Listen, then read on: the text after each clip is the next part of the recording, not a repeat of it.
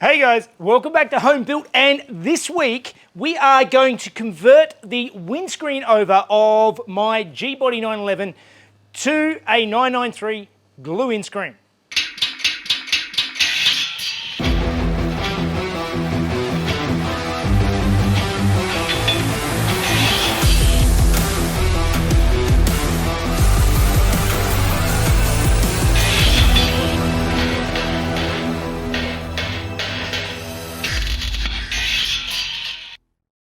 All right, guys, welcome back. And many of you will know this car. This is Harry. This is my 1974 Porsche 911 that at one stage, quite some time ago, I backdated it to a 1973 RSR style car, but it is a 74. It is a original G-body car.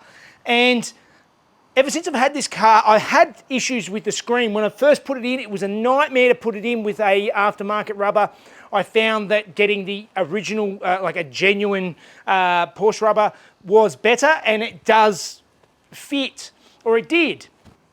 A while ago, I hit a big bump, and the rubbers, I've done 25,000 hard kilometres in this car now, and the screen sort of bumped and popped out, and I've had lots of issues with it popping out and moving, and particularly when I get on it in the corners, there is movement. Now, I do like the original old trim, particularly on this car, which has chrome accents, but I'm willing to sacrifice that for a screen that doesn't leak, and it'll actually give some structural rigidity and convert it to a 993 screen. Now, I know a lot of you will not like this and probably hate it and think it's stupid, but on this car, not sure of the history of it. I think the roof may have been replaced at some stage. So whether the opening is perfect, I don't know. But it's never lined up perfectly, and I think getting a glue-in screen that's just going to make it nice and solid and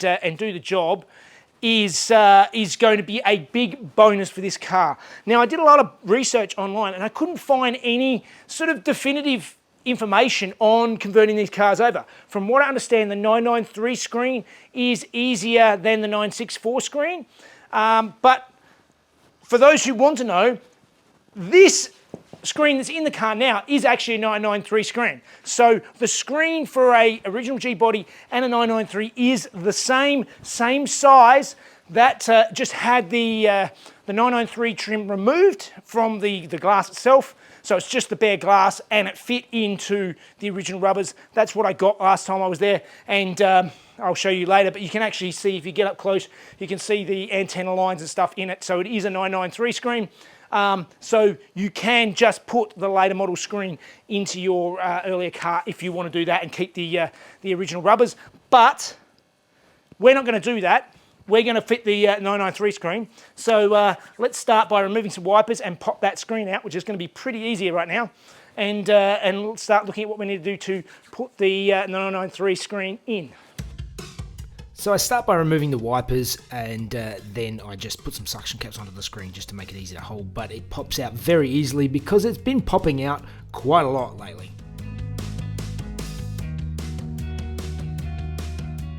And now I just go through and start test fitting the 993 internal rubber for the car, just to make sure that everything fits the way it's supposed to. And this is the full 993 screen, and it sits straight into place as you would expect. Now going through and trial fitting the external rubber onto the car. I think it's supposed to clip in, but in my case it does not stay on by itself.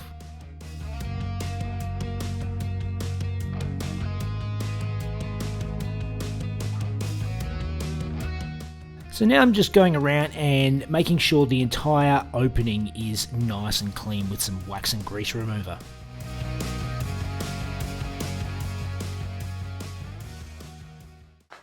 Alright, so this is my 993 screen, and you can see it actually has a trim around the edge. This is to mount it on. So because this is a glue-in screen, it has a trim around the edge.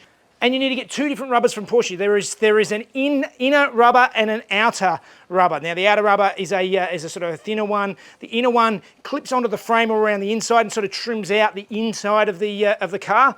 So this gets mounted on before, I believe, you put the screen in. So I'm going to clean up the edges now. And before I do anything, I'm going to use some windscreen primer. So basically, from what I gather, you sort of put this around the edge of the frame, etc., and this will help make sure that the windscreen adhesive bonds the window into the car. So from what I've seen with glue-in screens, often this primer is used straight onto the bare glass to make sure that the adhesive sticks. I'm not sure whether this is 100% necessary, but as I have never glued a screen in before, I'm taking every precaution that it's done right.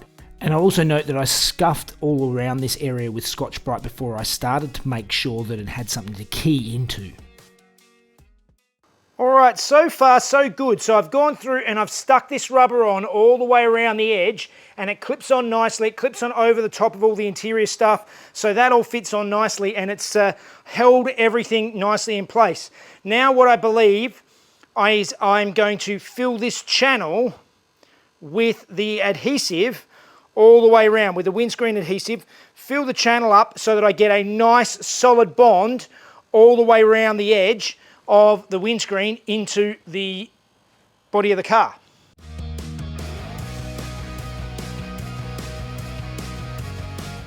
All right, so I have sat the windscreen in place just as a trial. I put it in exactly where I want it to sit and made sure everything fit. I've put the outer rubber trim on, and everything is looking perfect. It looks exactly like I want it to do, just I need it to be actually glued in, not just sitting there.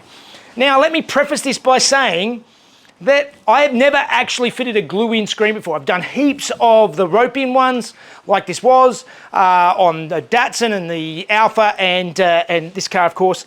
But this is the first time I'm doing the glue-in ones. But I must be an expert because I've watched heaps of YouTube videos on it.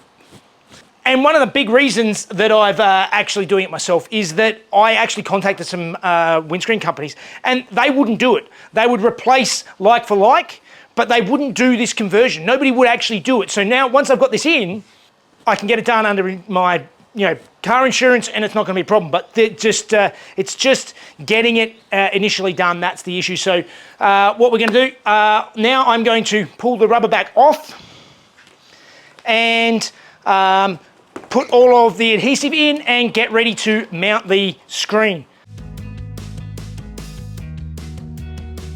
And so I've cut the nozzle with a really deep V in this. So basically what I want to do is I'm going to lay the bead down and get a really nice high peak on the bead so that it gets adhesive well and truly touches all the way around, and I get a really good coverage. And I'm not going to be shy on the adhesive. I'm going to clean up any mess afterwards. I really want to make sure that this thing doesn't move. So let's start putting in some adhesive. And I'm using this is a primerless windscreen adhesive. This is specific stuff. So let's start laying in a bead. So as I mentioned, I start laying the adhesive all the way around the edge of the screen, and I am making sure I've got great coverage everywhere. I'm using a lot because I know I can clean up any mess afterwards.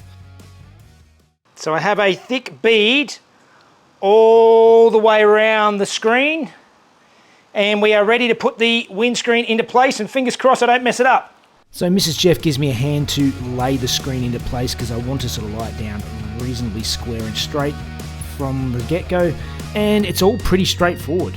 It's definitely much easier to install this way than with the clip-in rubber style. The only difficult part is going around afterwards and cleaning up all the excess. And I'm also going around, and anywhere where it sort of seems like it's a little bit light, I'm just adding more adhesive. In this case, more is going to be better, and making sure I fill in any of the little gaps. Whew, it is really hot today. It is 34 degrees Celsius today, which is, I don't know, up close to 100 Fahrenheit if you're in that one country that actually uses that measurement.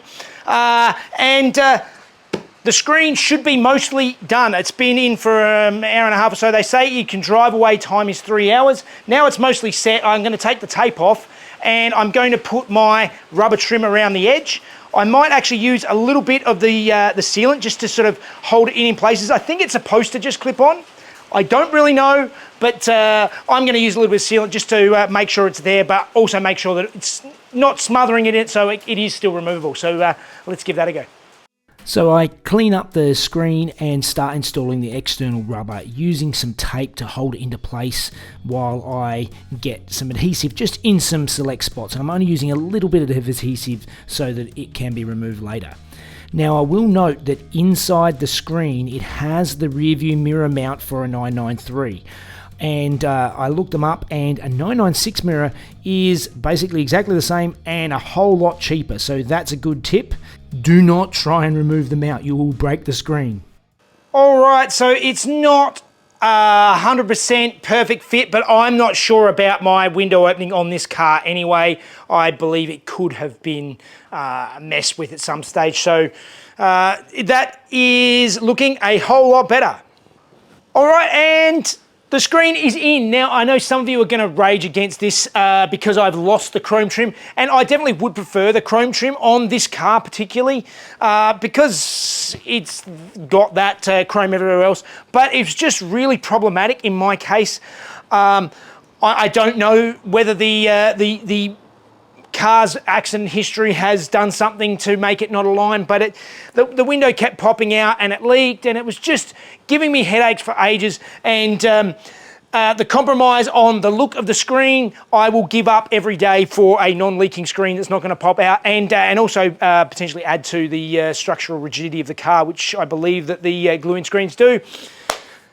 I couldn't find anything online sort of detailing this, so hopefully this is something that some of you can see, and you know the bits you need to get, the inner and the outer rubber, and you need to get a 993 screen, and it works in the earlier cars. All right, well, that's it. Hopefully you got something out of this, and we'll see you on the next one. See you guys.